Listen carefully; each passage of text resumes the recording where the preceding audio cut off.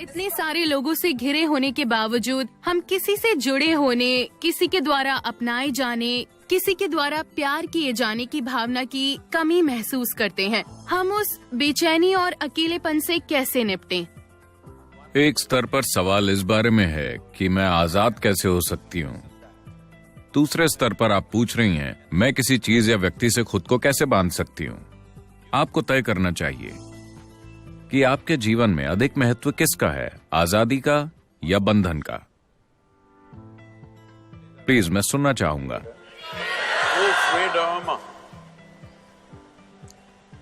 मगर आजाद होने पर आप खोया हुआ महसूस करते हैं।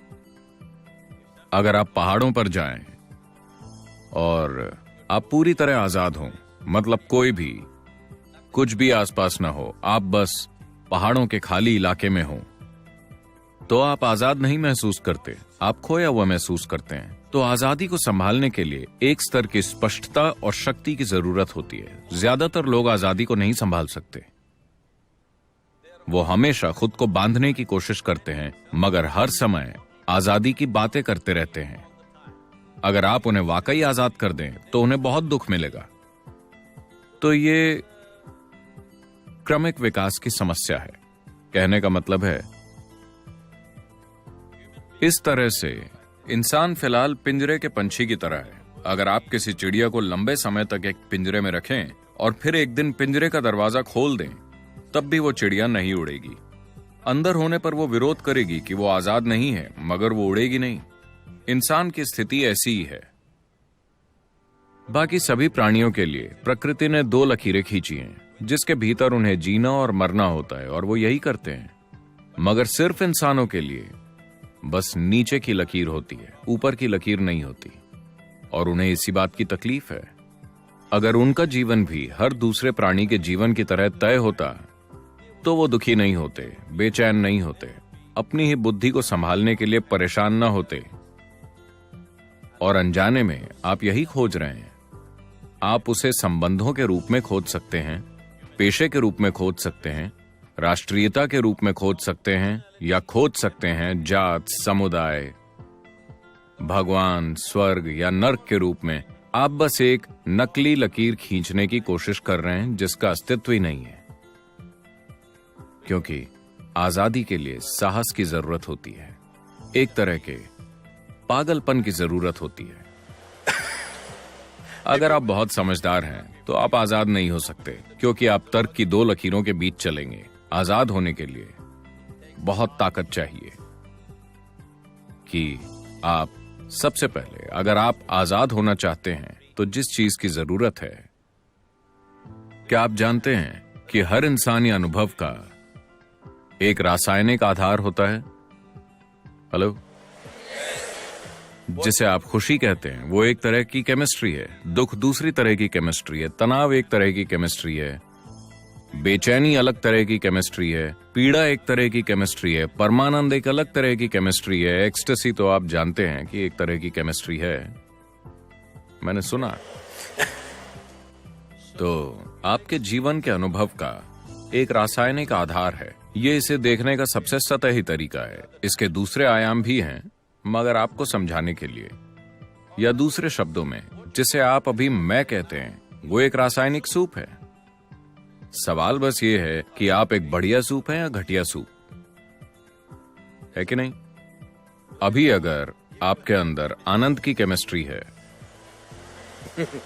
अगर आप आंखें बंद कर लें तो बढ़िया, आंखें खोल लें तो बढ़िया, अगर कोई यहां है तो बढ़िया, कोई नहीं है तो बहुत बढ़िया, हाँ या ना? लेकिन अगर आपकी केमिस्ट्री खराब है, अगर आप उन्हें देखें और वो आपको देखकर मुस्कुराते हैं तो ये ठीक है, लेकिन बढ़िया नहीं। अगर वो आपको इस तरह देखें तो अचानक समस्या हो जाती है। अगर ये लोग बिल्कुल आपकी मर्जी से चलते हैं तो आपकी केमिस्ट्री ठीक ठाक संतुलित होती है। अगर वो कुछ ऐसा करते हैं जो आपको पसंद नहीं तो कुछ और हो जाता है।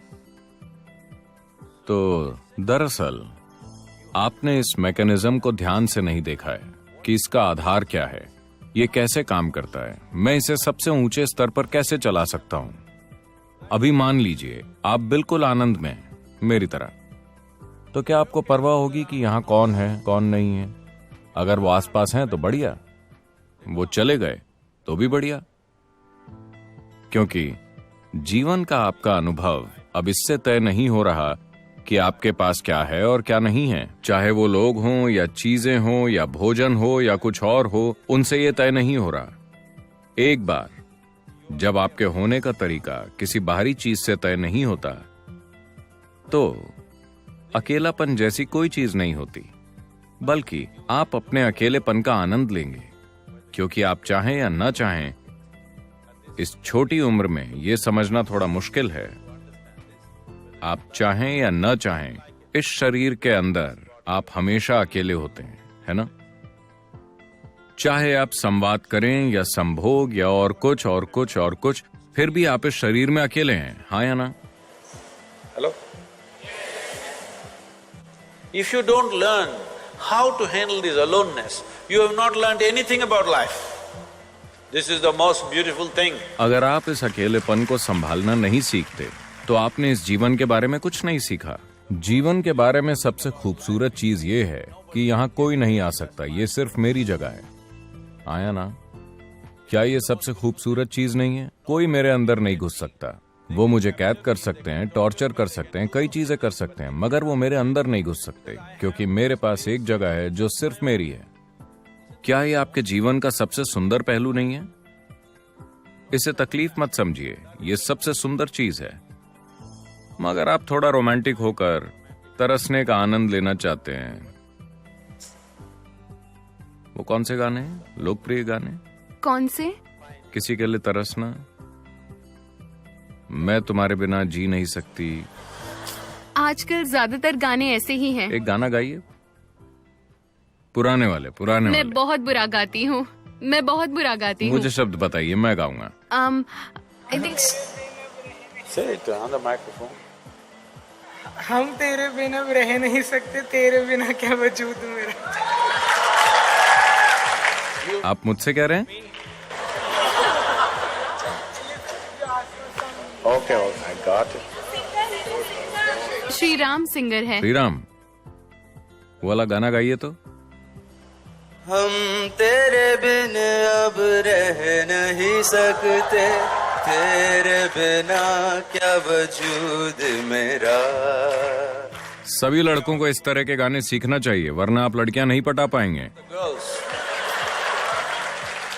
मगर लड़कियों को समझना चाहिए कि उस लड़के की एक जरूरत है, इसलिए वो ऐसा कर रहा है। ये वास्तव में सच नहीं है, मगर फिलहाल खेल का मजा लेते हैं, क्योंकि हम जो करते हैं वो सिर्फ एक खेल है। जीवन खेल है, क्योंकि वो खत्म हो जाता है।